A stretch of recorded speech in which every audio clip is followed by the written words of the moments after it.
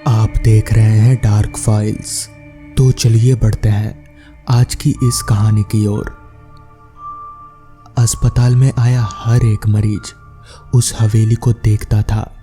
मरीजों का कहना था कि जब रात में वो सोते हैं तो वहां से उनको कुछ अजीब अजीब सी आवाजें आती हैं। दिन में भी कभी कभी आवाज आ जाती है और अब रात में तो आवाज आना रोज का ही हो गया था। मरीज हवेली से लगे इस अस्पताल में आना नहीं चाहते थे, लेकिन आजकल फैल रही बीमारी कोविड के कारण जहां जगह मिल जाए वहीं सभी लोग आ जा रहे थे। इसलिए जिसको जहां ऑक्सीजन और पलंग मिल रहा था वहीं एडमिट हो रहे थे। अस्पताल का चौकीदार बता रहा था कि ये बहुत ही 100 साल पुरानी डरावनी हवेली है। चौकीदार के पिताजी ने उसको बताया था कि कभी भी इस हवेली के पास मत जाना, लेकिन मजबूरी थी। जो उसकी नौकरी इसी अस्पताल में हुई और परिवार का पेट पालने के लिए इसी अस्पताल में नौकरी करनी ही पड़ी। आज एक मरीज वरुण जो 15 दिन से अस्पताल में भर्ती था और हर रोज हवेली से आने वाली तरह तरह की आवाज़ों को सुनकर परेशान हो रहा था। उसने चौकीदार काका से हवेली में जाने की इच्छा जाहिर की। चौकीदार डर गया और बोला, नहीं भाई, मैं तो नहीं जाऊंगा और ना ही तुम्हें जाने दूंगा। यहीं पर पलंग पर लेटे रहो चुपचाप।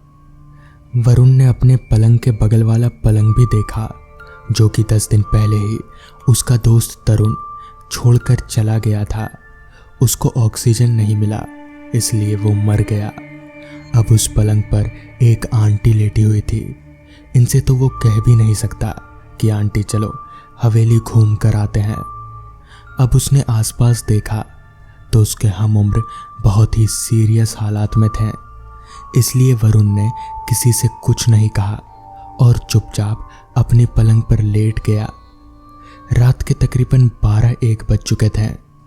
वरुण इंतजार कर रहा था कि जब आवाजें आएंगी तो वो अपनी जगह से उठकर आज उन आवाज़ों का पीछा करेगा। और ठीक ऐसा ही हुआ। आवाज़ें आना शुरू हो गईं। वरुण उठकर बैठ गया क्योंकि उसको जानना था कि आवाज़ें किसकी है और क्यों आ रही है। इस हवेली में कोई कैद हो गया या कोई आत्मा है जो चीख पुकार कर रही है। अब वरुण से रहा नहीं गया। वो उठकर सबकी नज़रों से बचकर अस्पताल के बाहर आ गया और हवेली की तरफ जाने लगा।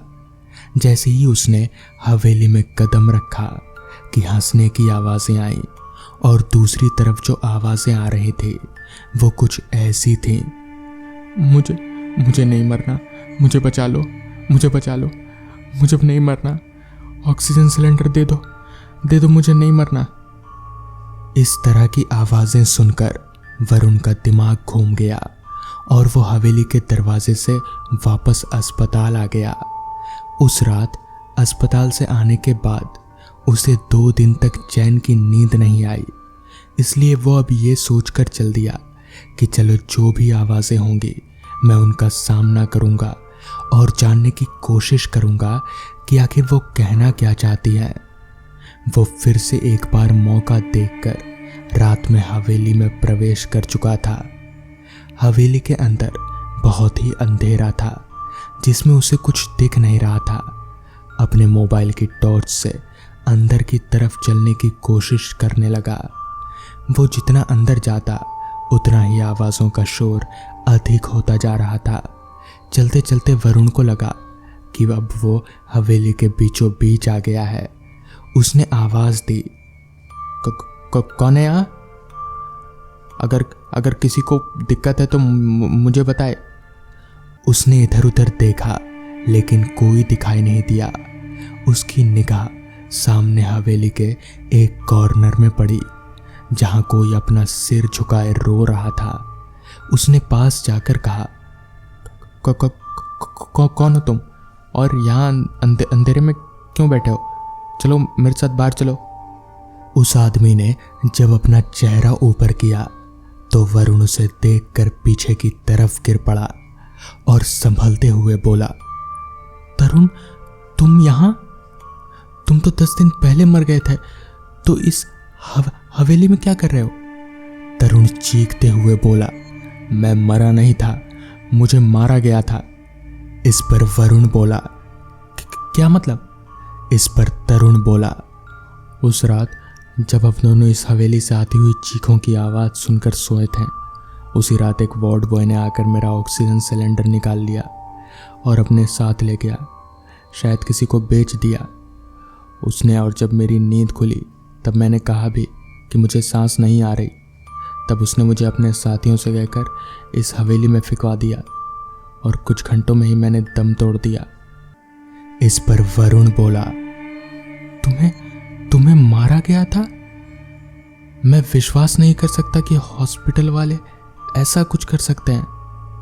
इस पर तरुण बोला, अपने पीछे देखो, यहाँ कितने लोगों को धोखे से मारा गया है। सब तड़प रहे हैं, इसलिए हम सबकी रूह यहाँ इसी हवेली में तड़प रही है। हम हमारे हत्यारों की सजा अवश्य दिलवाएंगे। तभी सभी आत्माएं अपने सभी दुख से चीखने लगती हैं। इस पर वरुण बोला, तरुण, तुम्हारा शरीर कहाँ है?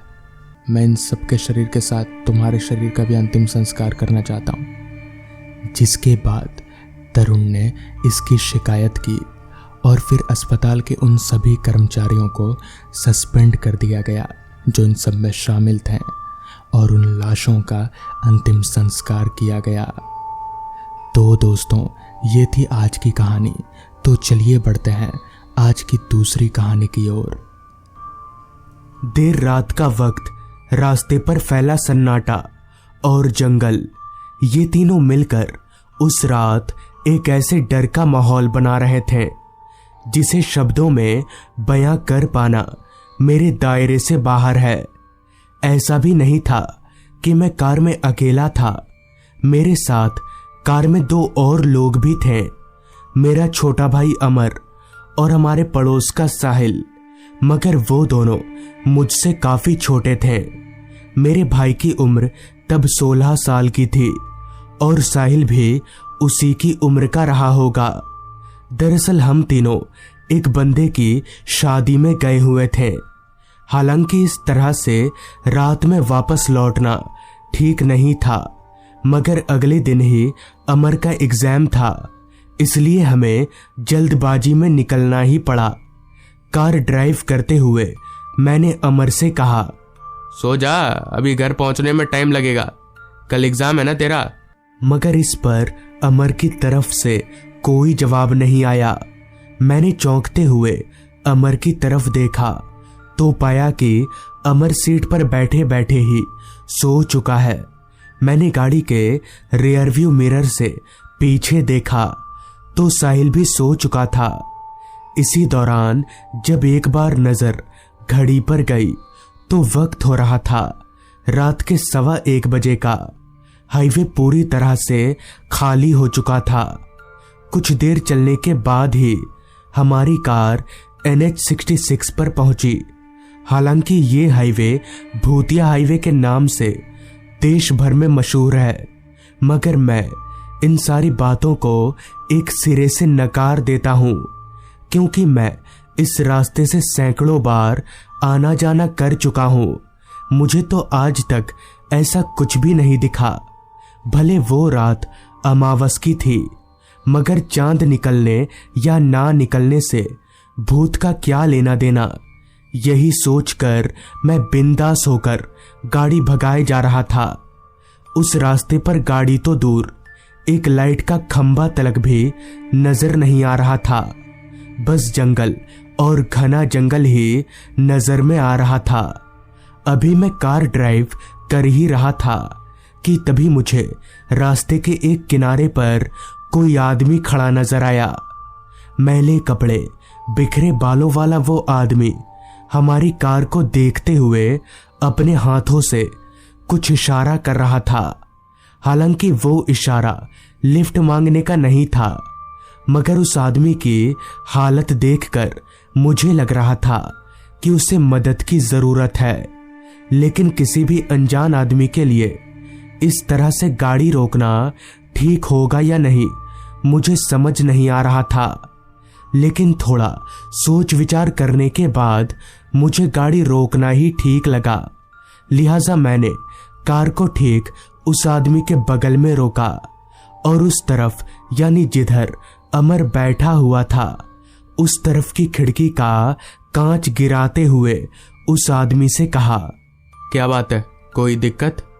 इस पर उस आदमी ने एक नजर अच्छे से देखने के बाद मुझसे कहा, आगे खतरा है, आज अमावस की रात है, इस वक्त आगे जाना ठीक नहीं है। उस आदमी से इतना सुनकर ही बिना कुछ बोले मैंने गाड़ी को आगे बढ़ा लिया, क्योंकि मुझे समझ आ गया था कि ये किसी होटल का एजेंट है। दरअसल एजेंट लोगों का यही काम होता है, लोगों को डराकर होटल में रुकने के लिए मजबूर करना और पैसे लूटना। मगर मैं इन सब ठगबाजों के चक्कर में पड़ने वाला नहीं था। चलते चलते अब हमारी गाड़ी कशेड़ी घाट इलाके में पहुंच चुकी थी। उस इलाके में रोड बाकी इलाकों के मुकाबले थोड़ा ज्यादा संकरा था, क्योंकि रास्ते के अगल बगल का जंगल फैलते फैलते रास्ते तक आ चुका था। अभी मैं उस रोड पर गाड़ी चला ही रहा था कि अचानक मेरी कार के सामने से कोई आदमी रोड पार करने लगा। मैंने एक झटके से ब्रेक मारा, पर चूंकि मेरी गाड़ी काफी रफ्तार में थी इसलिए ब्रेक मारने का कोई फायदा नहीं हुआ।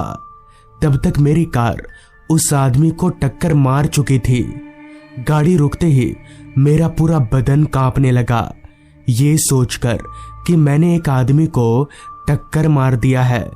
मुझे समझ नहीं आ रहा था कि अब मैं क्या करूं।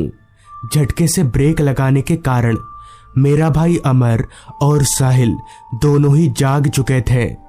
तभी अमर ने मुझसे पूछा, क्या हुआ भैया, गाड़ी यहाँ क्यों रुकी है?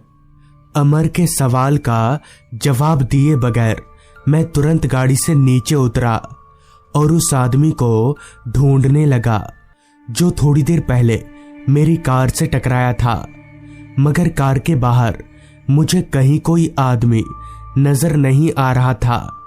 मैंने कार के नीचे भी देखा, मगर वहां कोई आदमी नहीं था।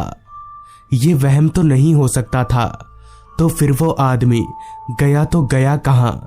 बहुत ढूंढने के बाद भी जब वो आदमी मुझे कहीं नहीं मिला, तो मजबूरन मुझे इस घटना को अपना वहम मानना ही पड़ा। जिसके बाद मैं वापस से अपनी कार में आकर बैठा, तो मेरे कार में आते ही मेरे भाई ने मुझसे दोबारा पूछा, क्या हुआ भैया, गाड़ी के बाहर किसको ढूंढ रहे थे आप? मगर अपने भाई को मैंने कुछ भी बताना ठीक नहीं समझा, ये सोचकर कि खामोखा वो भी डर जाएगा। जिस पर मैंने अपने भाई से कहा, कुछ नहीं, तुम लोग सो जाओ। और इतना बोलकर मैंने गाड़ी को आगे बढ़ा लिया। मैं अभी भी उसी ख्याल में खोया हुआ था कि आखिर वो आदमी गया तो गया कहां। इतनी जल्दी कोई चोटिल इंसान उठकर जा भी नहीं सकता। ऐसा भी नहीं था कि मैंने गलत देखा हो, टक्कर तो सच में हुई थी, क्योंकि मेरी गाड़ी का बोनट थोड़ा चपटा हो गया था। इसका मतलब साफ था कि टक्कर हुई है। यही सोचते सोचते अभी मैं कार चला ही रहा था कि तभी पीछे वाली सीट पर बैठे साहिल ने मुझसे कहा, भैया ये अंकल आपसे कुछ बात करना चाहते हैं। पहले तो मुझे लगा कि साहिल शायद नींद में बड़बड़ा रहा होगा, मगर जब मैंने गाड़ी की स्पीड कम करते हुए पीछे देखा तो मैं दंग रह गया, क्योंकि साहिल की आंखें खुली हुई थी, यानी वो जागते हुए ऐसा बोल रहा था। मगर गाड़ी के पीछे मुझे साहिल के अलावा और कोई भी नजर नहीं आ रहा था। तो फिर साहिल किसकी बात कर रहा है? मैंने जब साहिल से ये पूछा तो उसने जवाब दिया, अरे यही अंकल, मेरे बगल में ही तो बैठे हैं, आपसे बात करना है उनको। साहिल की ये उल्टी सीधी बातें सुनकर जहां एक तरफ मुझे गुस्सा आ रहा था, तो वहीं दूसरी ओर मेरा छोटा भाई अमर डर रहा था। तभी मैंने साहिल से गुस्सा होते हुए कहा, साहिल चुप कर, अमर डर रहा है। मेरे इतना कहने पर साहिल चुप तो हो गया, मगर वो कुछ देर की ही खामोशी थी। थोड़ी देर बाद ही साहिल अपने बगल में देखते हुए खुद से ही कुछ बड़बड़ाने लगा, जैसे वो किसी से बातें कर रहा हो। मुझे समझ नहीं आ रहा था कि आखिर इस लड़के को हो क्या गया है।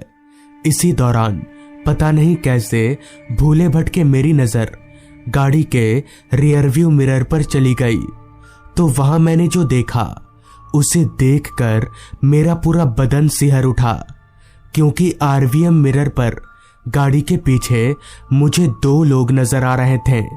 एक साहिल और दूसरा वही आदमी जो कुछ देर पहले मेरी गाड़ी से टकराकर गायब हो गया था। उस वक्त पर मेरा दिमाग सुन्न पड़ चुका था। मेरी धड़कनों की रफ्तार के सामने बुलेट ट्रेन भी फेल थी। मैं गाड़ी चला तो रहा था, मगर मेरी नजर गाड़ी के आरवीएम मिरर पर थी। हालांकि मैं अंदर से बहुत डरा हुआ था, मगर मैं अपना डर जाहिर नहीं कर रहा था, क्योंकि मुझे डरा हुआ देख मेरा भाई भी डर जाता। एक जिंदा लाश की तरह मैं इस आस में गाड़ी चला रहा था कि शायद हमें कोई मदद मिल जाए, और ठीक ऐसा ही हुआ। कशेड़ी घाट इलाका पार करने के कुछ देर बाद ही हमें रास्ते के किनारे एक ढाबा नजर आया। उस वक्त वो ढाबा मेरे लिए लाइफलाइन की तरह था, जिस वजह से मैंने बिना कुछ सोचे समझे कार को उस ढाबे की तरफ घुमा लिया। गाड़ी को ढाबे पर लगाने के बाद मैं दौड़कर ढाबे वाले के पास गया और उसे जल्दी से अपनी गाड़ी के पास ले आया। उसने मेरे बताए मुताबिक गाड़ी के पीछे वाली सीट और रियरव्यू मिरर पर देखा, मगर अब वो आदमी वहां से गायब था। जिसके बाद मैंने उस ढाबे वाले को पूरी बात खुलकर बताई, तो सारी बात सुनकर ढाबे वाले ने जो बताया वो और भी ज्यादा डरा देने वाला था। ढाबे वाले के मुताबिक आज से कुछ महीनों पहले उस रास्ते पर एक कार वाले ने एक आदमी को अपनी कार से टक्कर मार दिया था। टक्कर मारकर वो कार वाला वहां से फरार हो गया, जिस वजह से उस बेचारे आदमी की मौत हो गई। लेकिन अगर वो कार वाला फरार होने के बजाय उस आदमी को हॉस्पिटल ले जाता तो शायद वो आदमी बच जाता। तब से उसी आदमी की आत्मा कशेड़ी घाट के रास्तों पर भटकती रहती है। आगे ढाबे वाले ने बताया कि उसने हमें कोई नुकसान इसलिए नहीं पहुंचाया क्योंकि मेरी कार से उस आदमी की टक्कर होने के बाद मैं उसे देखने के लिए गाड़ी से नीचे उतरा था, और अगर मैं भी नीचे नहीं उतरता तो शायद आप लोग आज ये कहानी नहीं सुन रहे होते। तो दोस्तों, ये थी आज की कहानी। अगर आपको ये कहानी पसंद आई हो तो चैनल को जरूर सब्सक्राइब कर लें। तो मैं आपका दोस्त आर्यन जल्द ही मिलूंगा आपसे ऐसी ही एक कहानी के साथ।